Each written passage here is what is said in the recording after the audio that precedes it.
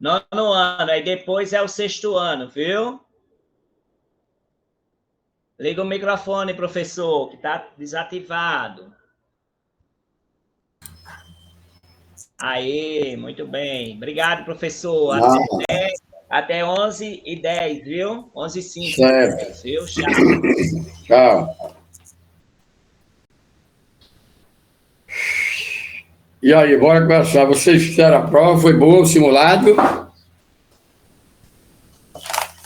Sim, professor. Foi bom, até acertou muito. Não, professor. Tô brincando, professor. Só um pouquinho, assim, tá um pouquinho difícil. Tá difícil, né? Era, viu? Mas era tudo aquilo que a gente viu aí, não? É, professor, mas chega na hora, dá um branco. Olha o tanto de tempo que a gente não vai pra escola. Chega lá, a diretora bateu a gente. Misericórdia. Vocês aqui. Aqui uma foto. Quem é? Olá, bom dia. Diga. Produto 427, nós usando a casa, você paga meu 50, tem interesse? Não, obrigado.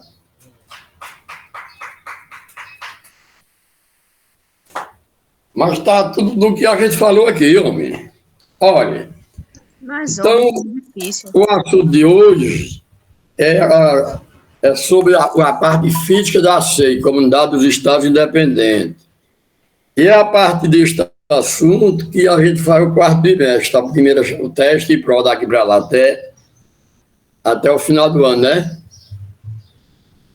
Outubro e novembro, a gente termina o quarto bimestre, né? E aí, dezembro só é prova.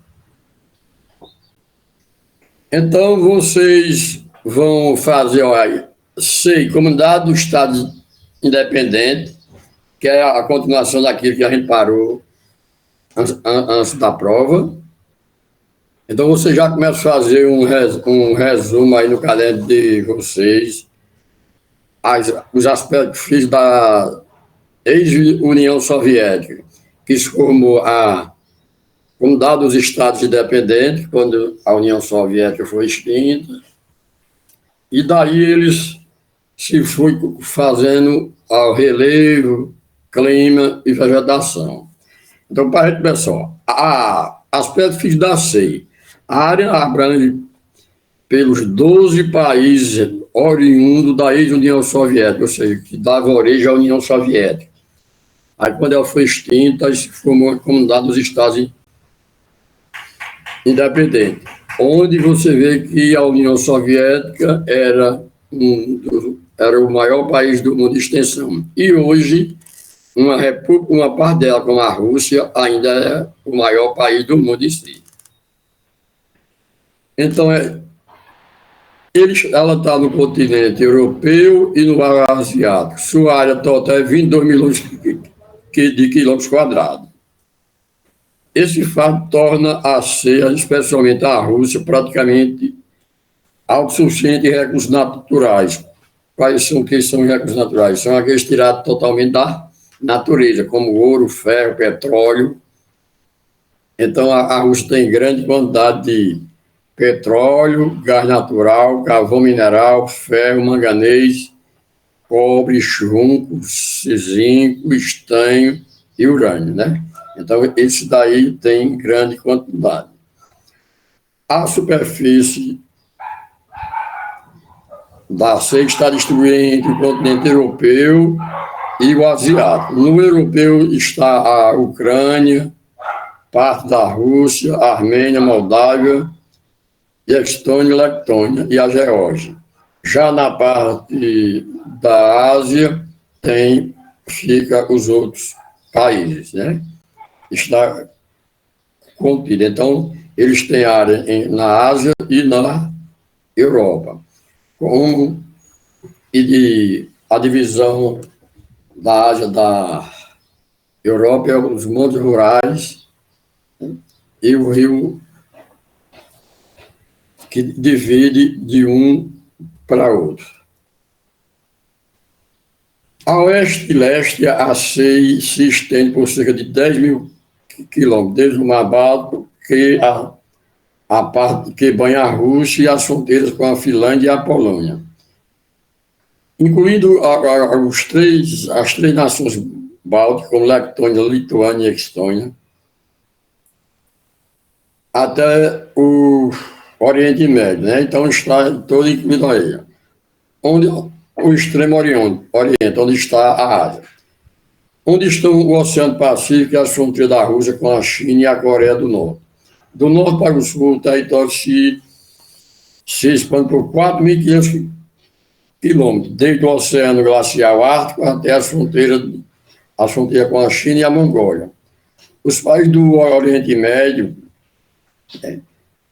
que fazem fronteira da parte da Europa, os mares Cáspio e Rio Negro, área que se limita com a CEI, com a Comunidade dos Estados Independentes. Então, vem toda essa já. A área abrange pelos 12 países oriundos da ex-União Soviética é extensa, bem maior do que a do continente europeu. Mais de 22 milhões de quilômetros quadrados é a área da CEI. Torna a CEI, especialmente a Rússia, praticamente autossuficiente em recursos naturais, como petróleo, gás natural, carvão mineral, ferro, manganês, cobre, níquel, junco, chumbo, zinco, estanho e urânio. A superfície terrestre, a superfície territorial está distribuída entre o continente europeu e o asiático, né? Então, grande parte da CEI está uma parte na Europa e outra na Ásia. No sentido oeste e leste, a CEI se estende por cerca de 10 mil quilômetros, desde o Mar Báltico, que banha o trecho da Rússia, a fronteira com a Finlândia e a Polônia, e outros países europeus, incluindo as 3 nações bálticas, até o extremo oriente da Ásia, onde estão o Oceano Pacífico e as fronteiras da Rússia com a China e a Coreia do Norte.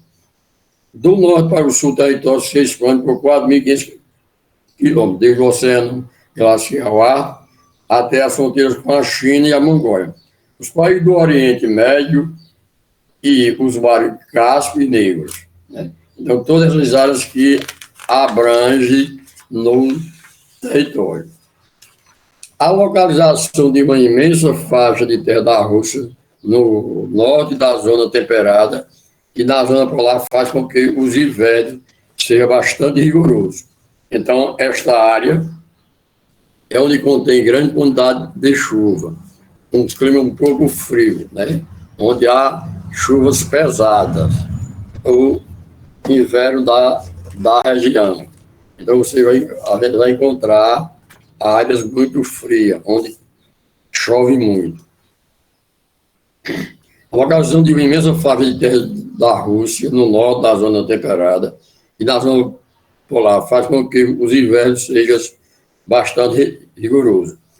O solo e os rios permanecem congelados de 7 a 8 meses por ano em quase toda a população. Leste da Sibéria, parte oriental da Rússia, e de 4 a 6 meses por ano na metade da parte norte do país. Então, todos se estendem aí, né? Além dos longos, o inverno registra baixíssima temperatura. Quer dizer, no período do inverno, na estação, as temperaturas são baixas. No norte da Sibéria Oriental, as temperaturas chegaram à marca de 69 graus. Além disso, o clima é seco. No Turcomenistão, principalmente entre o Mar Cáspio e o Mar de Aral, e nas proximidades do Oceano Glacial Ártico, algumas áreas se transformam em deserto. Essas características dificultam a prática da agricultura, pois as chuvas em geral são insuficientes e distribuídas irregularmente. O inverno rigoroso também afeta os meios de transporte, já que o congelamento da superfície da água interrompe a navegação fluvial durante vários meses. No verão, o rápido degelo em algumas áreas provoca sérios problemas nas ferrovias e rodovias, cuja construção exige materiais apropriados para resistir ao intenso e constante desgaste causado pelo congelamento e descongelamento anual. O setor de transporte tornou-se um ponto problemático para a economia dos países da CEI, devido à grande dimensão desses territórios integrados, responsável pela existência de aglomerações urbanas, muitos desertos, muito distantes em um outro.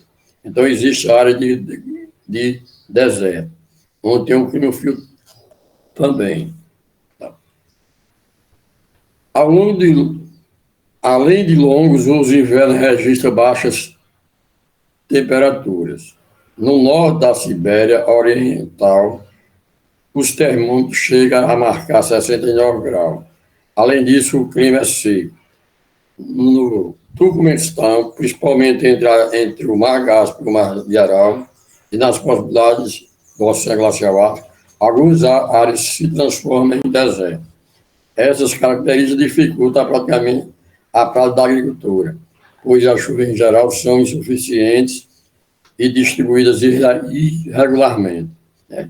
Então, áreas de deserto, onde você sabe, chove pouco, dificulta a agricultura. Então, não tem grande produção agrícola, certo? Então, essa daí se diferencia das outras regiões.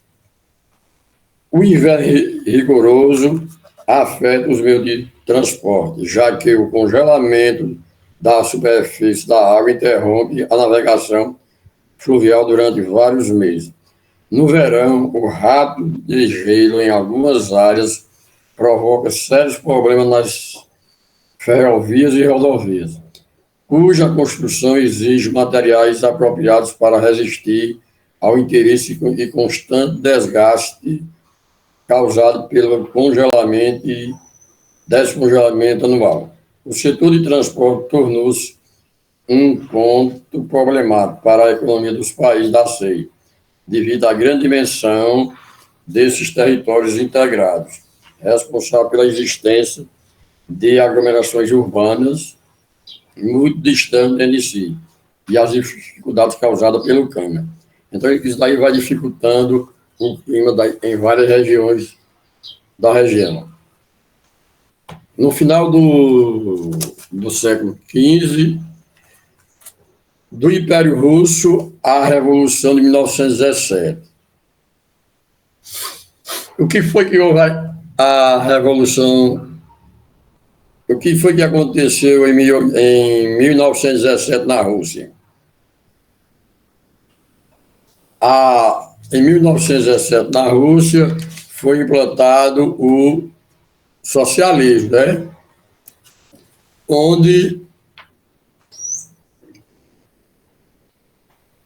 a população, vivia em péssimas condições de vida, e quando foi em 1917, a população se revoltou para a implantação do socialismo, onde a Rússia foi um dos primeiros países a se tornar socialista. Então, houve um movimento dos camponeses e os operários para a mudança do sistema de capitalismo para o socialismo. Então, foi que aconteceu a implantação do socialismo na Rússia, no Império Russo. E daí foi transformado para a União Soviética. Então, no final do século XV, até 1917, existiu o Império Russo, cujos monarcas, chamados de César, desde o século XVIII, tentaram seguir o modelo de modernização da Europa Ocidental, mas apenas no aspecto econômico. Eles eram capitalistas. Então, até 1917, quando foi implantado o socialismo. No século XIX, o Império Russo alcançou grande desenvolvimento industrial e, em 1915, estava entre os países mais industrializados do globo, após o Reino Unido e os Estados Unidos, a Alemanha, França e Japão. Então, até nesse período aí, era industrializado. Quem era mais industrializado para ele na Europa era a Alemanha, a França e a Inglaterra. Ainda era uma sociedade quase feudal. Os camponeses pagavam impostos elevados e viviam sob o jugo dos proprietários de terra. enquanto os operários, a Rússia, no início do século XX, era um dos países com maior número de trabalhadores em fábricas. Recebia baixos salários e trabalhava em péssimas condições nas indústrias. Então, com isso, com o baixo salário, a boa qualidade de trabalho, péssima qualidade de trabalho, baixo salário, e a população também do campo e da fábrica e das fábricas procuraram assim organizar para procurando melhores condições de vida.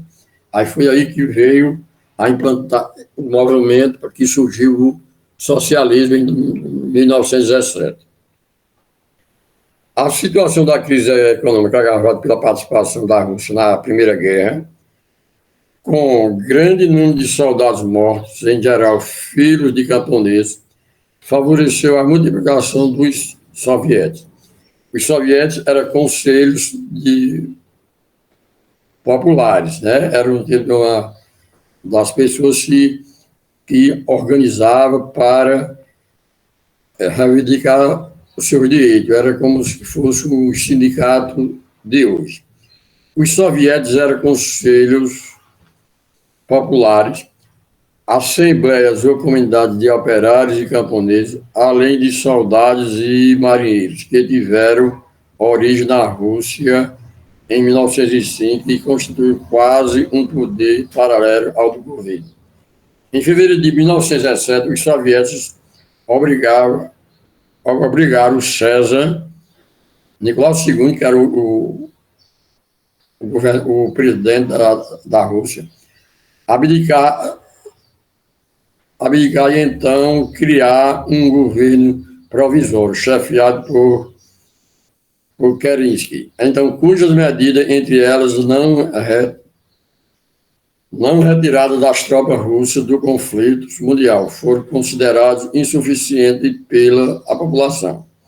Eles criaram um conselho onde tinha um outro chefe, mas não deu para resolver a situação. Aí daí, nessa condição, os bolcheviques foi substituído, né, no ano seguinte por o Partido Comunista, que assumiu o papel de destaque na deposição do governo.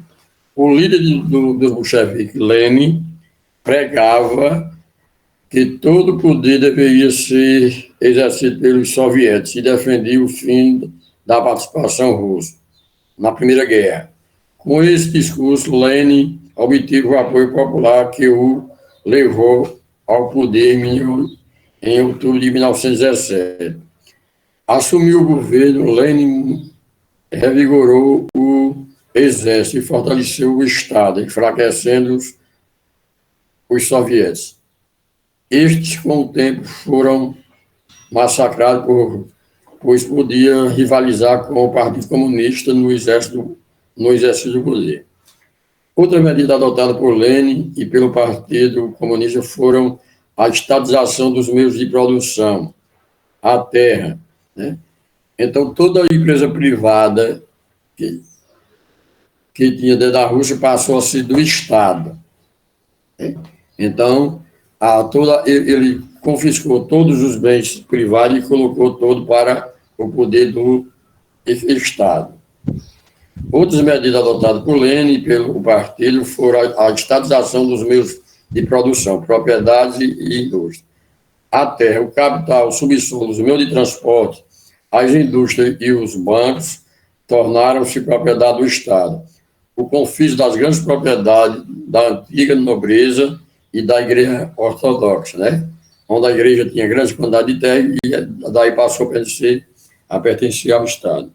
A realização da reforma agrária, que na verdade foi mais uma estatização dos imóveis rurais e assinatura do tratado, né, com os alemães para que o país se retirasse da guerra. O fato de o Estado ter se tornado o único proprietário de todos os meios de produção foi decisivo para o fortalecimento do Partido Comunista e explica o desaparecimento progressivo dos soviéticos, que ocorreu entre 1921 e 1924. Além disso, foi uma contrapartida para a introdução da economia planificada no país. A economia planificada, como eu já falei aqui, era aquela do socialismo, onde eles iam produzir para o consumo interno, onde o Estado era quem ia fazer um levantamento e dizer o que vai se produzir, só para atender a necessidade da população local, e não para vender. Os demais partidos políticos e as cooperativas que haviam sido formadas espontaneamente foram gradativamente eliminadas. E extinguiu-se a possibilidade de organização democraticamente do sistema político. O Partido Comunista firmou-se na Rússia e deu origem a uma burocracia, uma camada ou grupo de burocratas que passou a administrar os bens públicos de acordo com os planos econômicos quinquenais. Esses planos, em tese, deveriam nortear as atividades econômicas de todas as empresas e trabalhadores do país. Essa burocracia, oriunda do Partido Único, passou a controlar não apenas o poder político, mas também o econômico, sem perder a participação do povo ou de qualquer outra instituição em suas deliberações. Então, cada um deles pertenceu ao Estado. E então, o Estado era quem tinha todo o domínio. Lá não existia mais a propriedade privada. Ou era do Estado, ou era uma cooperativa.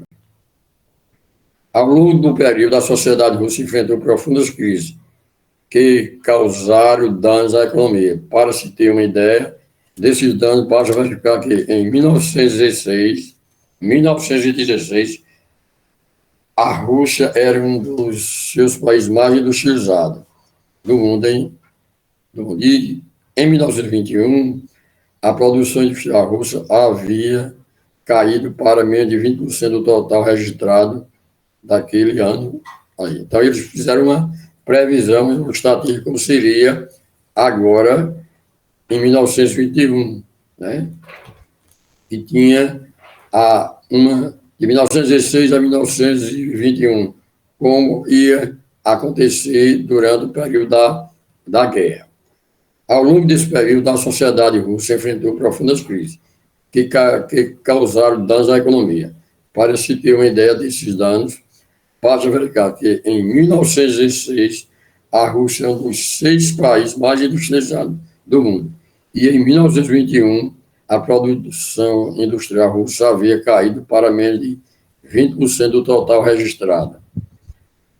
Consequentemente, o número de operários existentes no país caiu de 3 milhões em 1916 para 1,5 milhão em 1921. A força de trabalho foi reduzida pela metade em apenas 5 anos. Desses problemas, o Partido Comunista se impôs como grande vitorioso, derrotando todas as oposições, inclusive os soviéticos, que eram os sindicatos, que foram fundamentados para a chamada Revolução de 1917, que foi a revolução para a implantação do socialismo. Já nas condições do Partido Único, e responsável pelo governo comunista, a promulgar a primeira Constituição russa em 1922, que o nome do país seria a União das Repúblicas Socialistas Soviéticas, mais conhecida como União Soviética. No processo de transformação da Rússia em União Soviética, além da mudança do nome, houve a anexação de territórios: Geórgia, Armênia, Lituânia, Letônia e Estônia. Então, esses que estavam entrando, tudo fez parte da ex-União Soviética, onde a sigla é URSS, União das Repúblicas Socialistas Soviéticas, que é o sistema de governo que não aceita a propriedade privada, ou é pública ou é coletiva, onde eles vão produzindo e dividindo a produção. Então, isso aconteceu em toda parte da União Soviética que aconteceu de 1917 até 1991, quando ela foi extinta. Então, só para lembrar para vocês, o nosso assunto começa da Comunidade dos Estados Independentes na parte física. O que é física? É onde está incluído o que? Relevo, vegetação, hidrografia e clima. Então, o nosso assunto das próximas atividades começa do dia 5/10, que é hoje, né?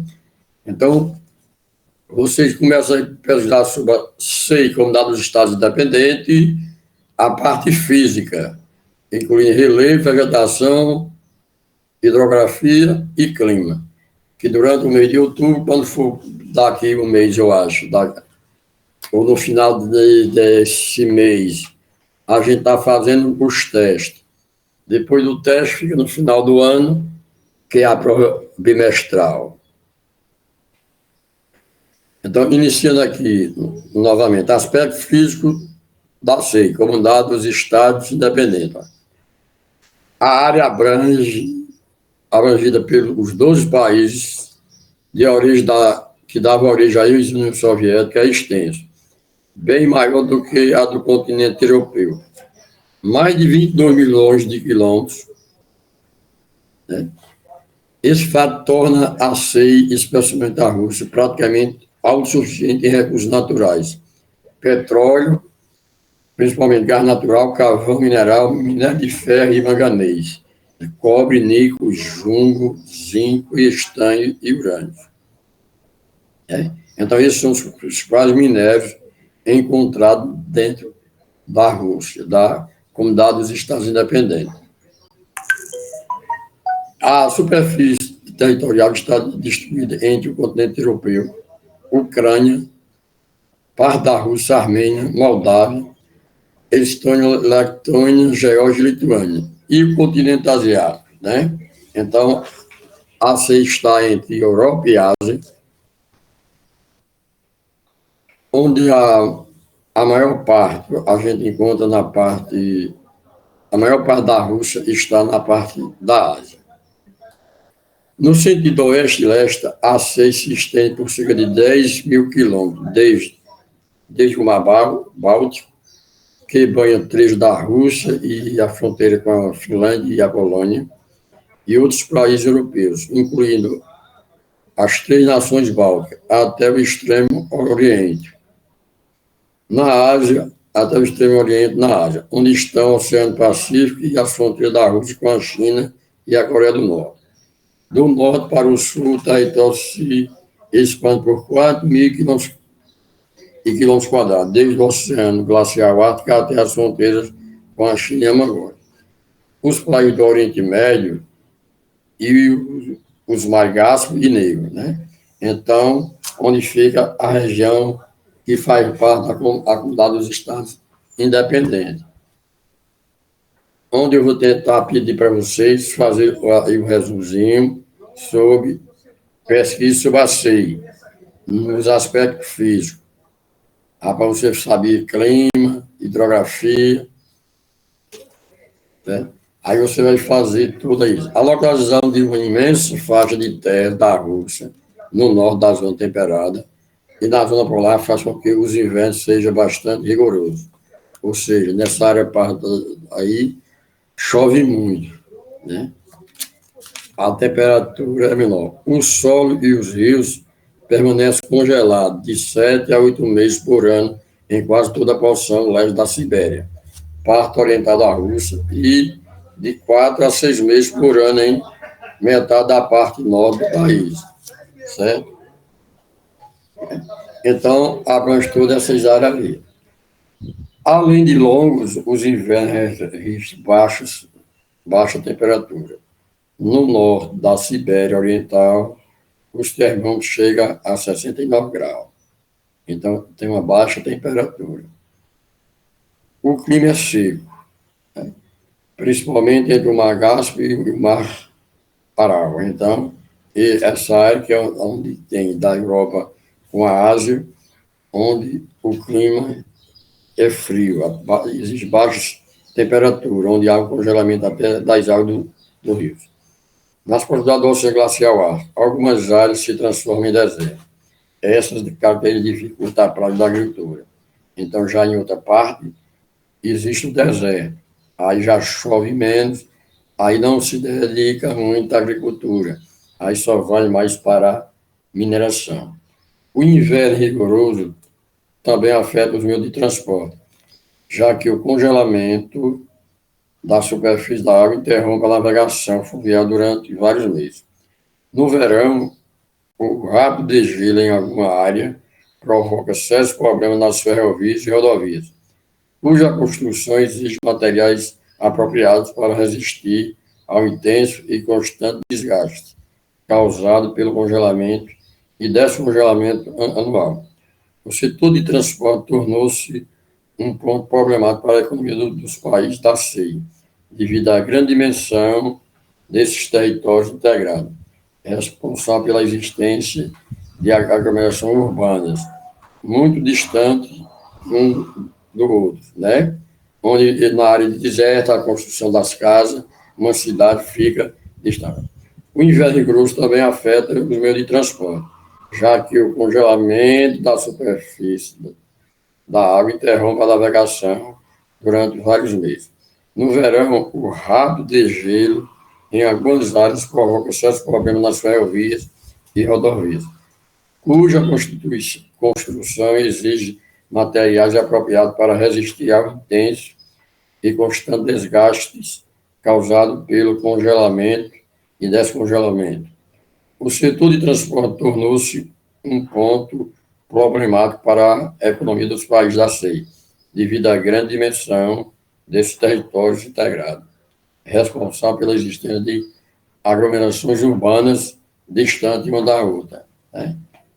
Onde existe uma área de frio, de gelo e de deserto. Então, dificulta a ocupação humana. Então, elas vão colocar um local distante do outro, para se aproximar. Aí. Então, já devido o clima, né, dificulta a prática da agricultura, onde uma área que chove pouco também, aquelas que existe muito frio, então isso já afeta também a prática da agricultura. O degelo também vai afetar o transporte, principalmente dentro dos rios, onde há um congelamento. Então, tudo isso vai dificultando a ocupação da população, a construção das cidades.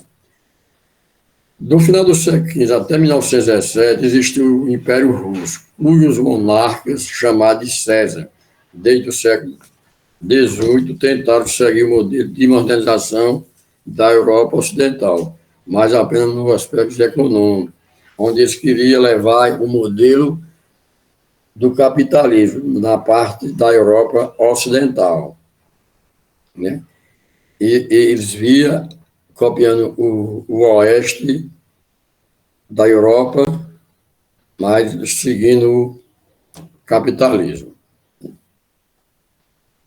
Tentaram surgir um modelo de organização da Europa Ocidental, mas apenas no aspecto econômico, que era o capitalismo. No século XIX, o Império Russo alcançou grande desenvolvimento industrial e, em 1915, estava entre os países mais industrializados do grupo, depois do Reino Unido, Alemanha, França e Estados Unidos. Ainda era uma sociedade quase feudal. Os camponeses pagavam imposto elevado e viviam sob o jugo dos proprietários de terra, enquanto os operários,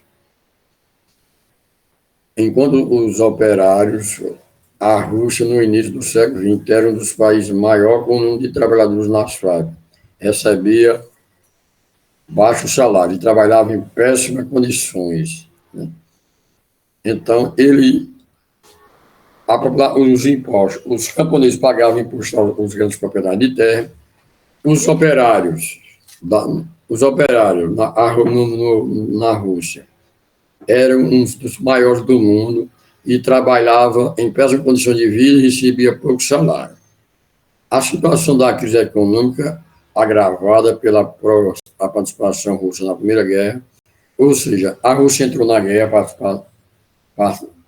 participar da Primeira Guerra, mas a população ficou insatisfeita, porque ganhava pouco, né, e não tinha boas condições de vida. Os operários pagavam pouco, os camponeses aí, e depois os filhos dos camponeses, que participavam na guerra, alguns estavam morrendo, né? Então, a situação da crise econômica é agravada pela participação da Rússia na Primeira Guerra, com um grande número de soldados mortos, em geral, filhos de camponeses. Favoreceu a multiplicação dos soviéticos, né? Os soviéticos eram um tipo de sindicato que a população se reunia para de tomar alguma posição, reivindicar os seus direitos. Os soviéticos eram conselhos populares, assembleias ou comunidades de operários e camponeses, além de soldados e marinheiros, que tiveram origem na Rússia em 1905, e constituiu quase um poder paralelo ao do governo. Então, quer dizer, nesse período de 1900, eles fizeram como um exército, como uma polícia fora da polícia do Estado, das forças do Estado. Então, eles tinham um exército separado, um sistema de segurança, uma organização para lutar pelos seus direitos. E a paralela à da polícia, né? Então, em fevereiro de 1917, os soviéticos obrigaram o César Nicolau II a abdicar, e então foi criado um governo provisório. Eles obrigaram ele a sair do governo, abdicar do poder e criar um governo provisório, chefiado por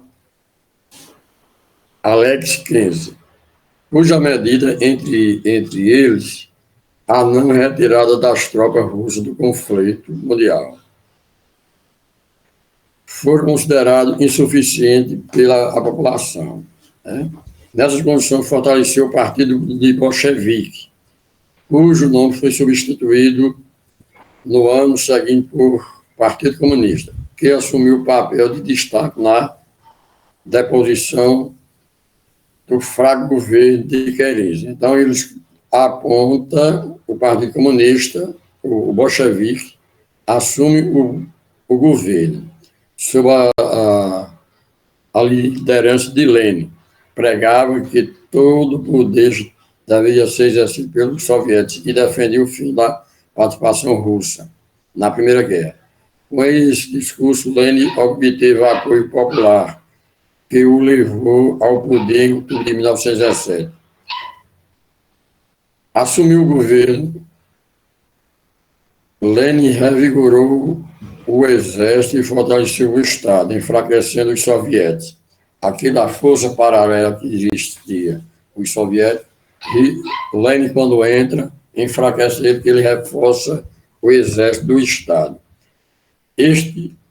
Com o tempo, foram massacrados pois podia rivalizar com o Partido Comunista no exercício do poder. Então, eles enfraquecem os soviéticos para que Lenin temia que eles entrassem contra o Partido Comunista, contra ele que estava no poder. Outras medidas adotadas por Lenin e pelo partido foram a estatização dos meios de produção, a terra, capital, subsolo, transporte e as indústrias. Então, a partir daí, a estatização foi o quê? Toda empresa privada, propriedade privada, ia pertencer ao Estado. Aí, produção, a terra, capital, subsolo, os meios de transporte, as indústrias e os bancos tornaram-se propriedade do Estado. O confisco das grandes propriedades da antiga nobreza e da igreja. A realização da reforma agrária, que na verdade foi mais uma estatização dos imóveis rurais, e a assinatura do Tratado de Brest com os alemães para que o país se retirasse da guerra. Então, daí, esse apoio para que saísse da guerra, como aconteceu em 1917, que eles saíram, a Rússia saiu da guerra. O fato de o Estado ter se tornado o único proprietário de todos os meios de produção. Meio de produção é o quê? É propriedade rural, é uma fábrica, é uma indústria, é uma empresa de transporte, de trem, tudo isso que era privado passa a ser do Estado. O fato de o Estado se tornar o único proprietário de todos os meios de produção foi decisivo para o fortalecimento do Partido Comunista e explica o desaparecimento progressivo dos soviéticos, que ocorreu entre 1921 e 1924.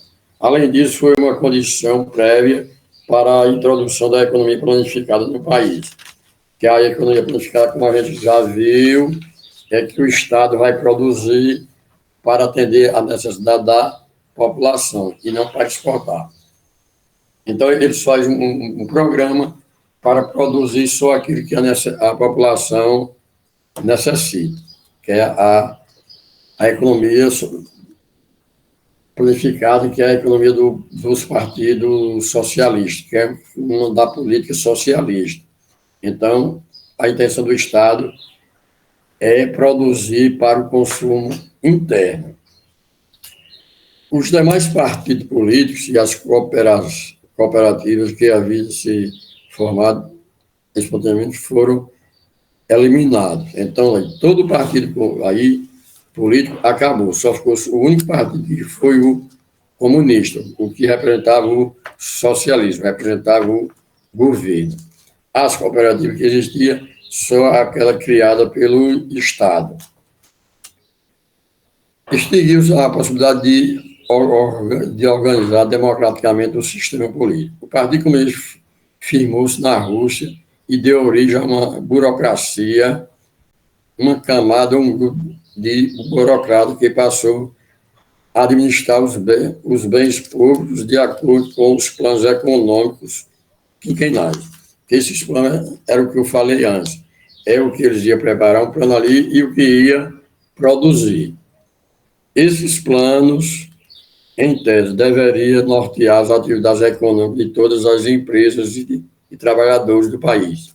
Essa burocracia, oriunda do Partido Único, passou a controlar não apenas o partido político, mas também o econômico, sem permitir a participação do povo ou de qualquer outra instituição em suas deliberações.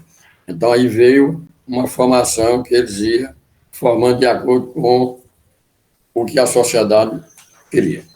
Ao longo desse período, a sociedade russa enfrentou profundas crises que causaram danos à economia. Para se ter uma ideia desses danos, vai verificar que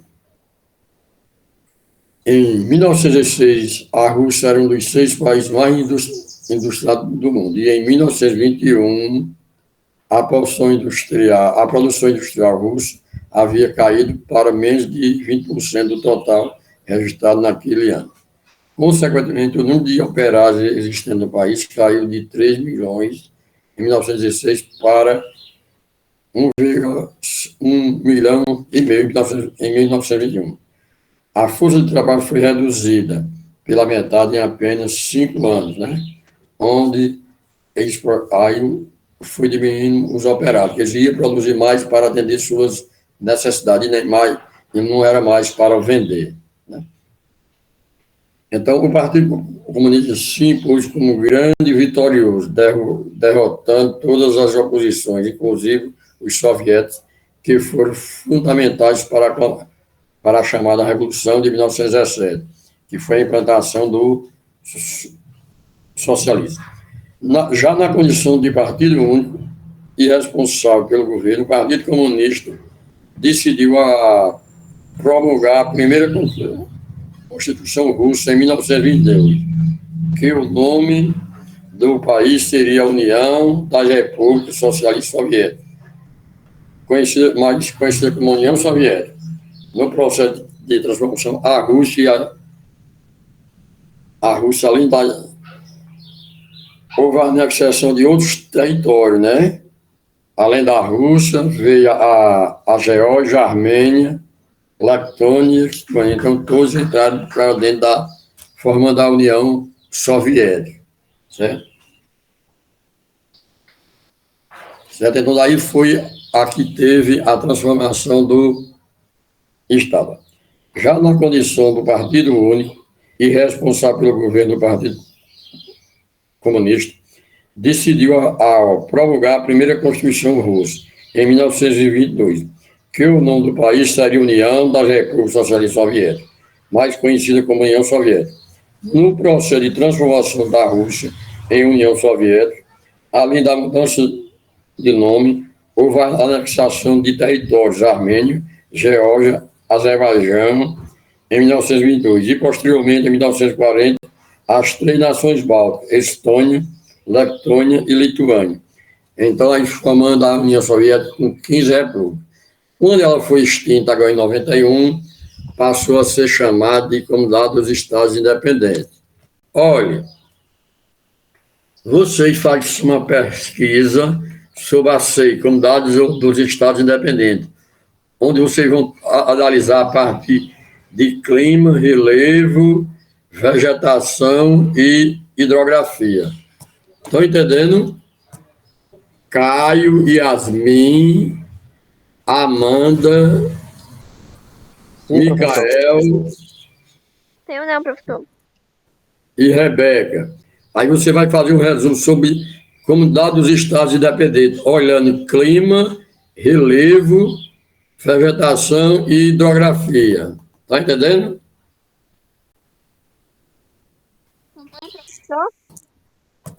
Você vai fazer um resumo sobre a parte física da CEI, Comunidade de Estados Independentes. Você vai falar sobre o clima, relevo, vegetação e hidrografia. Aí é o assunto sobre a parte física da seita, é? da CEI. CEI, Comunidade dos Estados Independentes. Viu? Aí faço o resumo, olhando clima, vegetação e hidrografia. Tá. Aí por hoje é só e até a próxima semana. Até, professor.